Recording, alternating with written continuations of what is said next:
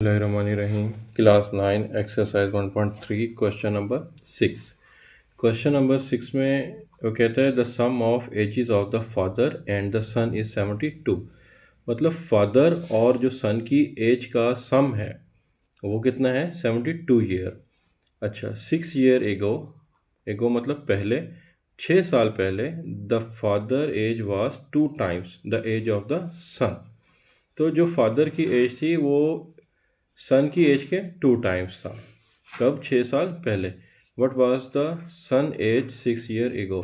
तो 6 साल पहले बेटे की उम्र कितनी होगी, तो हमने उसको ये बताना है।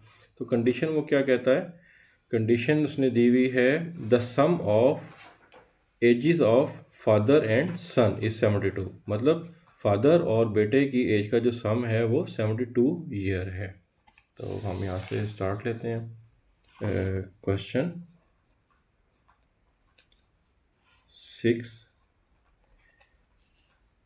वो कहता है कि जो फादर की एज है और जो सन की एज है उन दोनों का जो सम है वो कितना है 72 ईयर। अच्छा फादर और सन की एज का जो सम है वो 72 ईयर हो गया, ये हमारे पास फर्स्ट कंडीशन बन गई।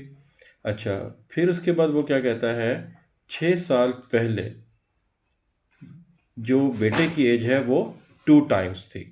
अच्छा 6 साल पहले मतलब फॉर एग्जांपल अगर फादर की एज 40 ईयर है तो 6 साल पहले तो हम उसको माइनस करेंगे 40 में से, तो 6 ईयर बिफोर उसकी एज कितनी होगी 34, तो हम माइनस करेंगे।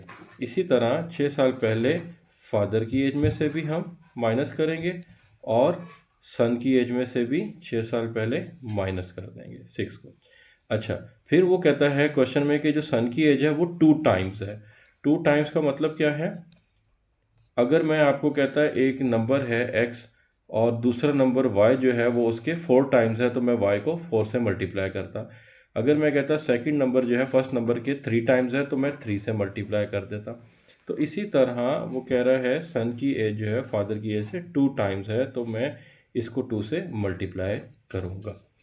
तो ये मेरे पास फर्स्ट कंडीशन है और फर्स्ट इक्वेशन भी है, और सेकंड कंडीशन मेरे पास ये बनी, और इसमें से मैं इक्वेशन की फॉर्म में इसको पहले मैं लिखूंगा। तो ये कैसे बनेगा, f-6 इज इक्वल टू 2 को पहले s से मल्टीप्लाई करेंगे 2s हो जाएगा, 2 को 6 से मल्टीप्लाई करेंगे -12। तो हमने f-6 है, -6 को राइट साइड पे लेके जाते हैं, वहाँ जाके ये हो जाएगा प्लस का 6, इधर -6 उधर जाके प्लस का हो गया, तो -12 + 6 आंसर इज -6। ये हो गया 2 ऑफ s। अच्छा अब हमने फादर की एज और सन दोनों की एज फाइंड करनी है, तो ये हमारे पास इक्वेशन नंबर 2 है। अच्छा इस इक्वेशन नंबर 2 को इक्वेशन नंबर 1 में पुट कर देते हैं।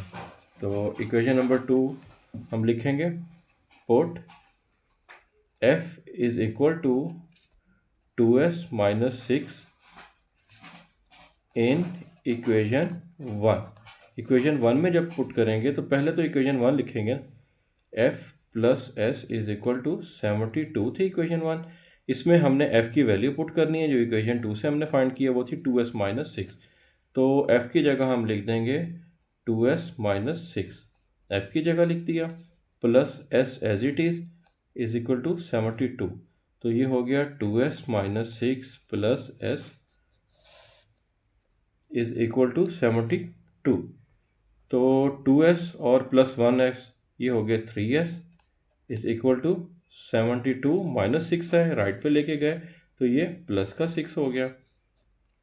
तो हमने s फाइंड करना है, 3s इज इक्वल टू 72 + 6। तो 72 को जब 6 में प्लस करें तो ये हो जाएगा 78।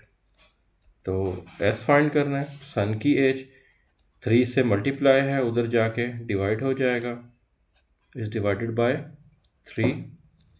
तो हम जब डिवाइड करेंगे तो s हमारे पास होगा 3 × 1 = 3, 3 × 2 = 6, 1 कैरी 18, 3 6 ज़ा 18, तो 26। तो इसका मतलब है सन की एज कितनी है?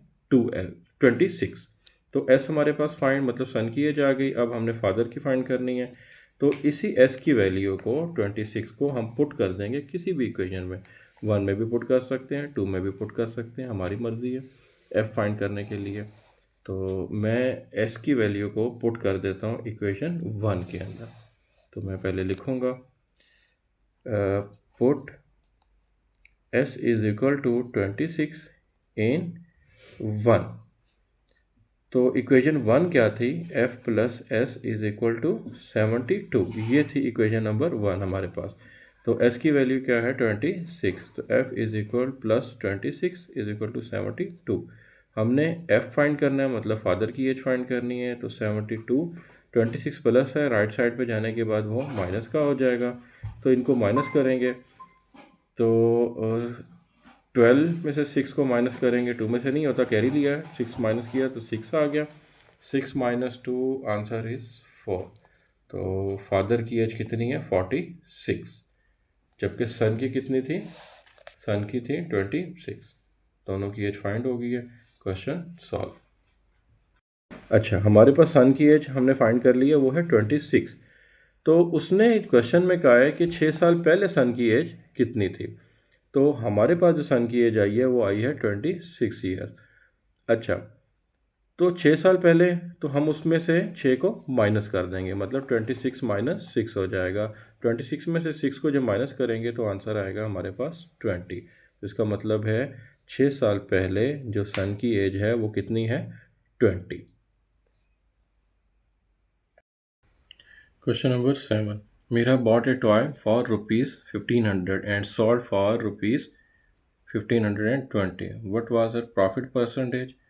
तो उसने जो एक टॉय परचेज़ किया 1500 का परचेज़ किया है, और जो सेल किया वो 1520 का सेल किया। पहले हमने प्रॉफिट फाइंड करना है और उस प्रॉफिट को फिर परसेंटेज में कन्वर्ट करना है। तो मतलब हमने प्रॉफिट परसेंटेज फाइंड करनी है। तो मेरा बॉट ए टॉय कितने का परचेज़ किया है? 1500 का, और सेल कितने का किया है? 1520 का। तो प्रॉफिट कैसे फाइंड करते हैं? प्रॉफिट फाइंड करने के लिए सेल प्राइस, यानी जो हमारी जितने का हमने सेल किया उसमें से माइनस कर देते हैं कॉस्ट प्राइस को, यानी परचेज़ प्राइस भी कह सकते हैं, जितने का हमने उसको परचेज़ किया था, ख़रीदा था। तो सेल प्राइस हमारी कितनी थी? 1520 माइनस कॉस्ट प्राइस कितनी है? जितने का हमने परचेज़ किया उसी को कॉस्ट प्राइस कहेंगे, वो थी 1500। तो 1520 में से 1500 को जब हमने माइनस किया तो हमारा प्रॉफिट निकला आया ₹20। तो प्रॉफिट हमारा कितना आ गया? 20।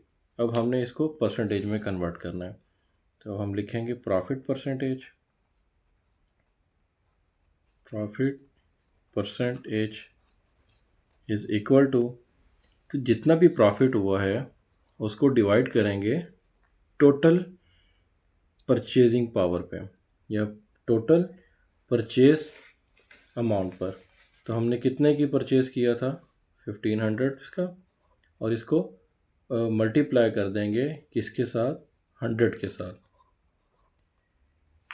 तो 100 से मल्टीप्लाई इसलिए किया क्योंकि हमने परसेंटेज फाइंड करना है। परसेंट का मतलब होता है 100, और टोटल पे डिवाइड इसलिए किया कि परसेंटेज फाइंड करने के लिए हमेशा टोटल नंबर पर ही डिवाइड किया जाता है। जैसे एक बच्चे ने क्लास में 8 मार्क्स लिए, कितने में से? 10 में से।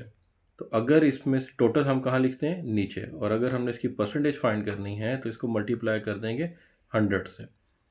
तो इसी तरह हमने जो भी उसका प्रॉफिट था उसको टोटल अमाउंट से डिवाइड किया, परसेंटेज फाइंड करने के लिए 100 से मल्टीप्लाई किया, और 100 के साथ परसेंटेज का साइन भी लिखा जाएगा। तो 20 को 1500 पे डिवाइड करेंगे कैलकुलेटर से, तो आंसर आएगा 0.013 मल्टीप्लाई बाय 100%। अब 0.013 को जब 100 से मल्टीप्लाई करेंगे तो फाइनल आंसर बनेगा 1.33%। तो हमारा ये प्रॉफिट इन परसेंटेज फाइंड हो गया।